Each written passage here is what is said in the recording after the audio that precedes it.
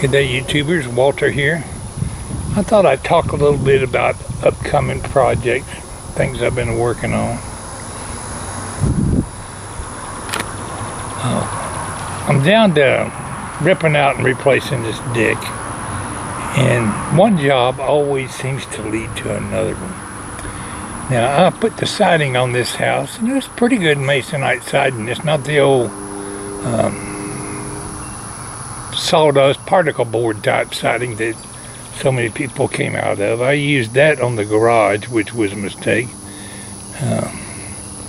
But after all these years, the bottom row, see how it's rotted out right there from moisture, storms blowing up under the bottom layers, rotted out the bottom board. And there's several around here. They're all on the bottom. It's rotted out the bottom board, so some of this siding has got to be patched up or repaired, get me through the rest of my life. Also, these windows have to be replaced. That's going to be on the agenda. The window sills are rotted out, but we'll get to that at another time. Yesterday I got out here and cut the entire front and backyard. I'll pan around.